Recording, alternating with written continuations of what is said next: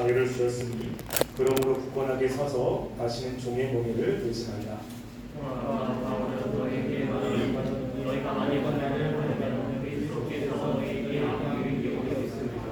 내가 할례를 받은 각 사람에게 다시 증언하노니 그는 율법 전체를 행할 의무를 가진 자라. 율법 안에서 율법을 얻으려는 것은 그리스도에게서 떠나고 은혜에서 떨어진 자라. 우리가 성령으로 믿음을 따라 그의 소망을 기다리노니 그리스도 예수 안에서는 할례나 얼마나 효력이 없으되 사람으로서 역사하는 믿음뿐이라. 하나님께서 우리를 하나님의 백성으로 인도하실 때 하나님의 은혜를 우리 가운데 부어줍니다. 우리가 그때 하나님을 믿게 되고 또 하나님의 역사를 기대하게 됩니다. 그러면서 그 하나님의 향한 믿음으로 우리가 신앙생활을 시작하게 되는 것이죠. 그때 우리가 신앙생활을 잘 하기 위해서는 바로 하나님이 주신 그 믿음을 끝까지 지키는 것이 굉장히 중요합니다. 그래서 신앙에서 흔들리다라고 하는 것은 하나님께서 주신 그 믿음의 내용들을 온전하게 붙잡지 못하고 자꾸만 헷갈리거나 아니면 마음에 요동이 있는 것을 이야기를 하고 있죠. 그래서 우리가 신앙생활을 잘하기 위해서는 하나님이 우리에게 주신 분명한 복음의 내용을 흔들림 없이 끝까지 지켜내는 것이 굉장히 중요합니다.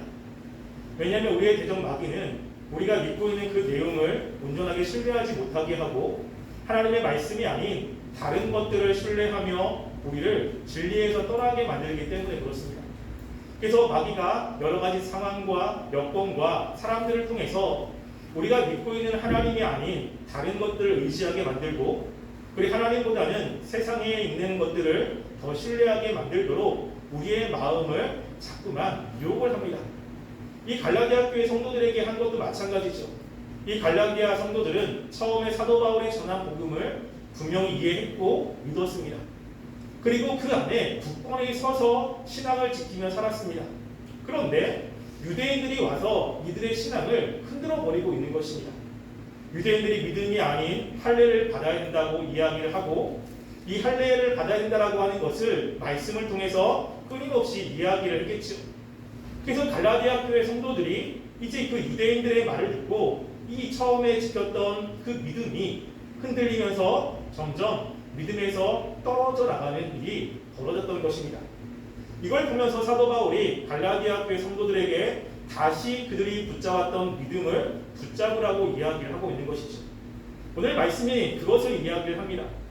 예수님께서 우리들을 구원하셨을 때 예수님이 구원하신 그 목적 가운데 하나는 우리가 종의 멍에에 매여 있는 것이 아니라 자유를 주시려고 하는 것입니다.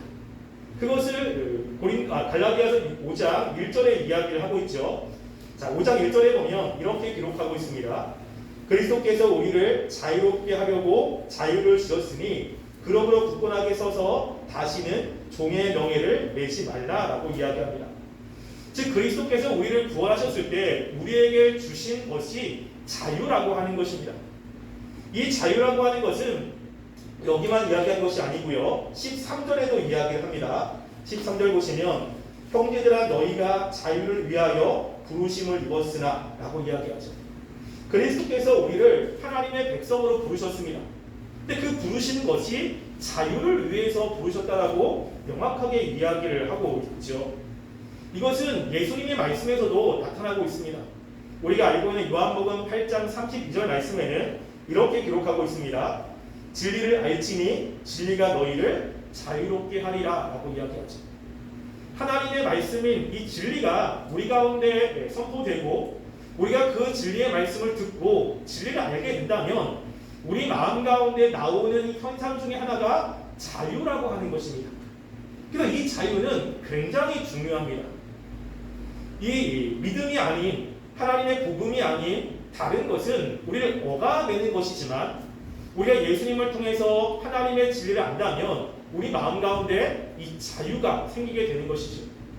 어떤 사람들은 이 자유를 이렇게 생각하는 사람이 있습니다. 자유라고? 그럼 우리가 예수님을 믿는 믿음 안에서 내 마음대로 하는 것이구나 라는 생각을 하는 거죠.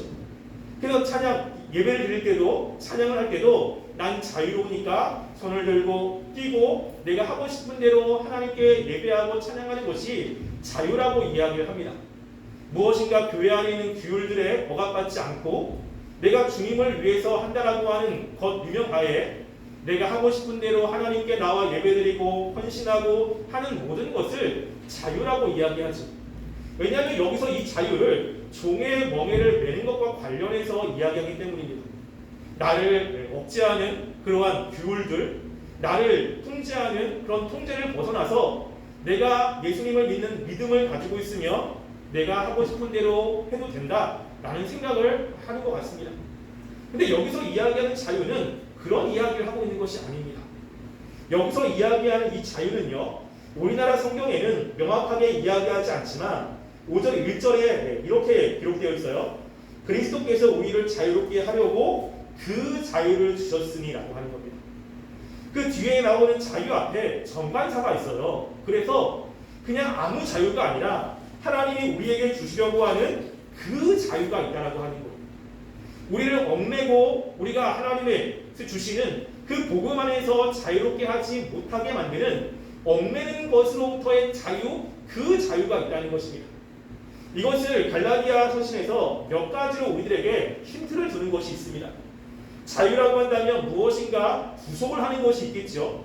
또 그것을 하나님께서 속량하시다 라고 건지시다 라고 하는 뜻으로 갈라디아서에서 이야기를 합니다. 그 중에 하나가 뭐냐면요, 갈라디아서 1장 4절 말씀에 있습니다. 자, 갈라디아서 1장 4절 말씀 보시면 여기서 우리에게 주신 자유가 무엇인지를 알 수 있는 힌트가 하나가 나옵니다. 1장 4절 말씀 우리 함께 읽어볼까요? 읽겠습니다. 시작. 그리스도께서 하나님 곧 우리 아버지의 뜻에 따라 이 악한 세대에서 우리를 건지시려고 우리 죄를 대속하기 위하여 자기 몸을 주셨으니. 여기서 보면 이 악한 세대에서 우리를 건지는 것, 악한 세대라고 하는 것은 그 세대의 그 시대에 흐르고 있는 그 악한 가치관, 그리고 사람들을 이끌어가는 전통, 이런 것들을 이야기를 하고 있습니다. 그래서 사람들이 그 시대에 들어가면 그렇게 할 수밖에 없는 악한 가치관이 있다라고 하는 거예요. 그래서 당연히 그렇게 해야 되는 것들이 있는 것이죠.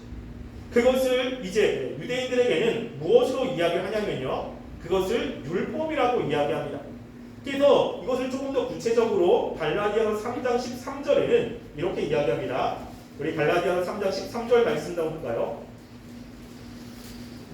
자, 갈라디아서 3장 13절 말씀 함께 읽어보겠습니다. 시작. 그리스도께서 우리를 위하여 저주를 받은 자에서 율법의 저주에서 우리를 속량하셨으니 기록된 바 나무에 달린 자마다 저주 아래에 있는 자라 하였습니다.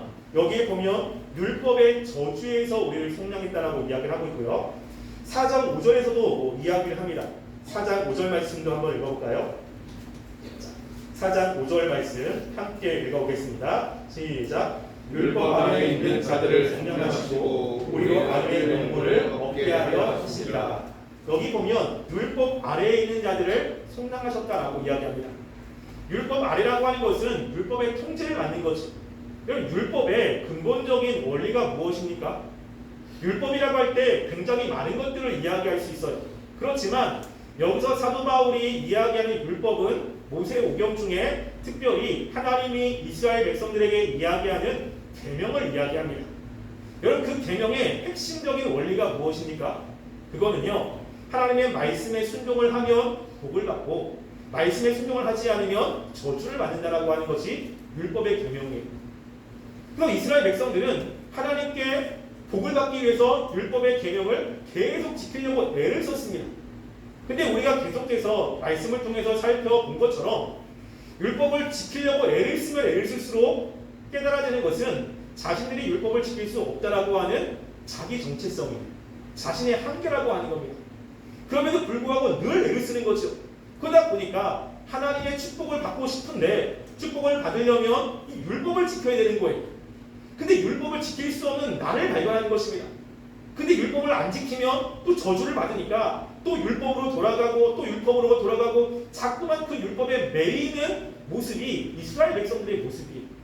그런데 예수님께서 이 땅에 오셔서 하나님의 진리를 이야기할 때 그 진리는 뭐냐면 예수 그리스도께서 우리의 죄를 위해서 돌아가셨기 때문에 더 이상 율법의 저주, 율법의 속량이 있지 않다는 것입니다. 하나님의 사랑, 하나님의 축복을 받기 위해서는 이 율법을 지키는 것이 아니라 예수 그리스도를 믿음으로 하나님의 은혜를 받는다는 것을 이야기를 하고 있는 거예요. 이것을 갈라디아 교회 사람들은 믿었습니다. 그런데 문제는 뭐죠? 그 믿었던 것을 계속 끝까지 지키면 상관이 없는데 이들이 그 진리 안에 확고히 서지 못하고 있는 게 문제인 거예요.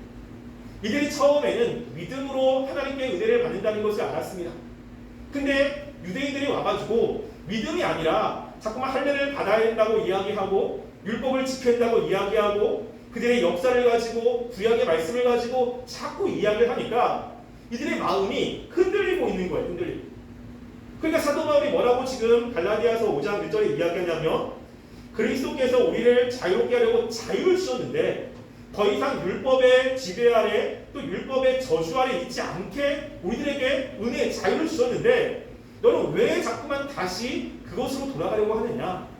너희들이 처음에 하나님이 주셨던 그 은혜에 굳건히 서라 라고 이야기를 지금 하고 있는 것입니다. 우리도 그렇습니다. 우리도 하나님의 은혜를 받을 때는 하나님의 말씀을 붙잡고 살려고 애를 씁니다. 그게 옳다고 생각을 한 거죠. 또 그렇게 살아야 맞다고 생각을 하는 것입니다. 근데 문제는 뭐냐면 우리가 세상에 나가서 사람들과 이야기를 하면 내가 믿고 있는 그 말씀, 진리가 아니라 자꾸 세상의 방법대로 해야 된다라고 하는 마음이 자꾸만 생기는 거예요. 이게 자꾸만 유동이 되는 것입니다. 그런데 실제로 내가 보는 세상도 하나님의 진리의 말씀대로 살아가면 힘들다는 생각이 나한테도 자꾸만 드는 거예요. 주변에 많은 사람들 또 주변에 되어지는 것을 보면 하나님의 그 진리가 아니라 세상에서 이야기하는 대로 살아야 되지 않나? 라고 하는 마음이 들 때가 참 많지 않습니까? 지금 이들에게도 그런 겁니다. 지금처럼 우리와 같은 이런 세상이 아니지만 이들의 세상에서는 이 율법이라는 것이 그런 거예요. 야, 말씀대로 안 살면 너 그럼 하나님께 어떻게 축복을 받을래?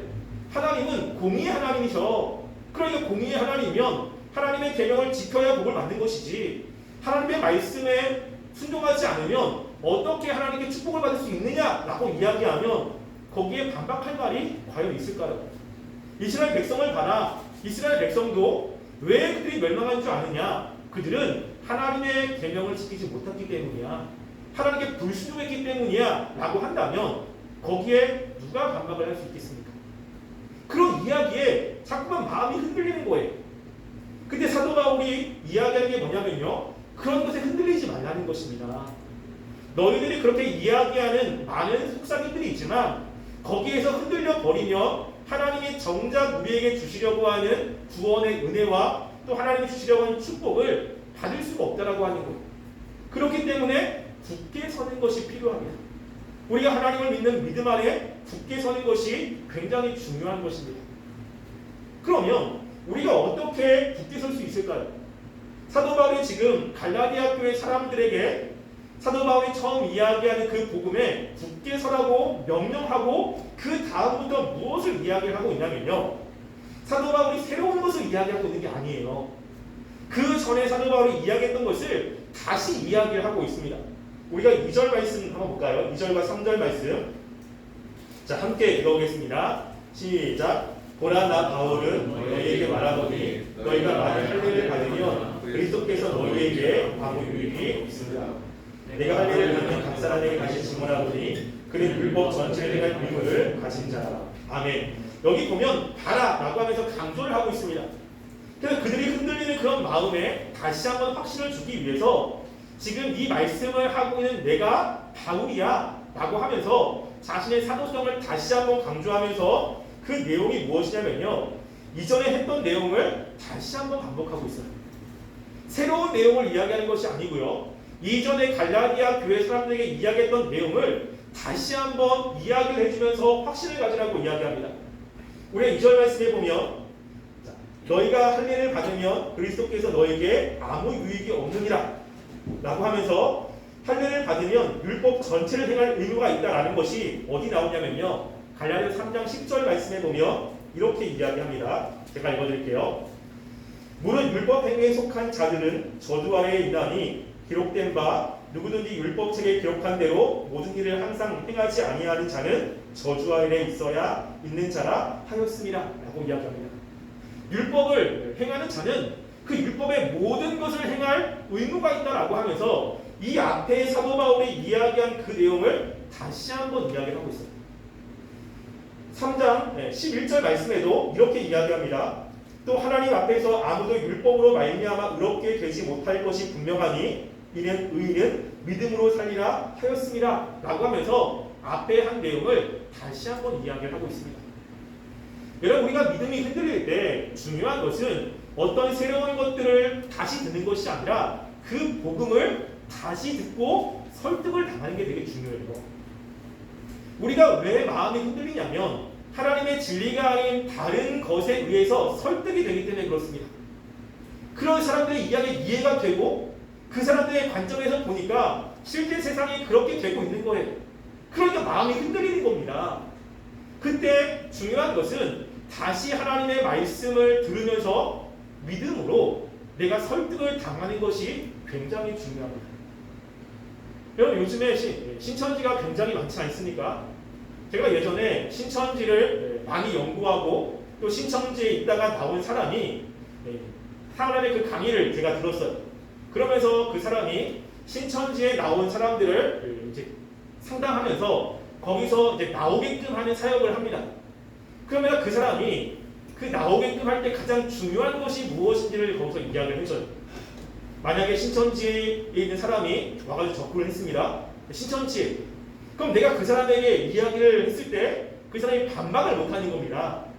그러면 어떻게 하냐면 신천지에 있는 사람이 다시 신천지에 들어가서 그 사람보다 높은 사람 또 신천지의 교리를 다시 한번 듣고 리마인드라고 다시 오는 거예요.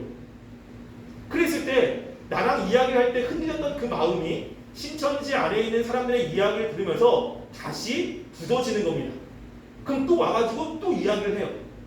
그럼 이야기하면 자기가 또 막히잖아요. 뭔가 혼란이 옵니다. 그럼 또 어떻게 합니까? 또 들어가서 그 사람에게 또 듣고 또 마음을 재정비하고 다시 나오는 거예요. 신천지에 들어온 사람을 개종시킬 때 가장 중요한 방법은 2달이고 3달이고 그 신천지 사람들과 관계를 못 맺게 하는 겁니다. 그래서 이야기를 하고 자기가 알고 있었던 것이 틀리다라고 하는 허점을 발견하면 혼란이 찾아와요.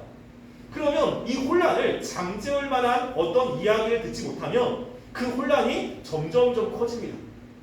그때 하나님의 말씀으로 그 신천지의 교리가 틀렸다는 것을 계속 논리적으로 설명을 해주는 거예요. 그럼 이 친구가 미쳐갑니다. 자기가 그동안 믿었던 뭐지? 굉장히 미쳐갑니다. 그러면서 2달, 3달 지나면 그 사람의 마음이 그때 변화가 된다고 이야기해요. 여러분, 우리가 신앙생활도 마찬가지입니다. 그 이달에 있던 사람들을 돌이키는 방법도 그거지만 하나님이 우리들에게 하나님의 말씀대로 살게끔 하는 것도 그런 방법이에요. 우리가 말씀의 기권에 섰습니다. 이게 진리예요. 근데 세상에 나가면 자꾸 그 말씀이 아닌 다른 것들이 진리처럼 느껴집니다. 나는 거기에 설득이 자꾸만 당하는 거예요. 그러면 과연 말씀대로 살아면 될까? 라고 하는 의구심이 듭니다. 그때 어떻게 되죠? 교회에 와서 또다시 말씀을 들어요. 말씀을 들을 때 또다시 말씀을 듣면 내가 설득이 됩니다. 그러면 정말 하나님밖에 없구나 라고 하면서 신앙이 견고하게 서나간다고 하는 거예요. 그래서 우리가 하나님의 말씀을 들을 때 중요한 것 중에 하나는요, 이게 반드시 진리라면 우리가 그 진리에 설득이 돼야 되는 것이 굉장히 중요한 겁니다. 들을 때 거부감이 자꾸만 있어요. 설득이 안 돼요. 그러면 믿음의 굳건이 될 수가 없습니다.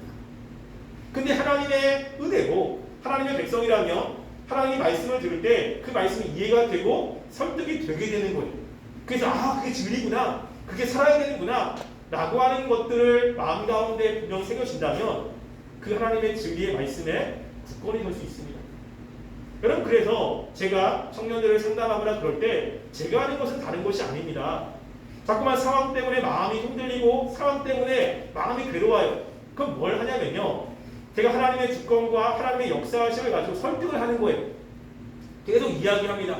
상황은 다르지만 하나님의 주권이 분명히 있고 하나님의 섭리가 분명히 있습니다. 그래서 어렵고 힘든 그 상황을 주신 이유가 분명히 있죠. 성경에 많이 나오지 않습니까? 그걸 가지고 이야기를 하는 거예요. 그럼 신앙이 있는 사람들은 그 이야기를 들을 때 그것이 납득이 되는 일이 있죠.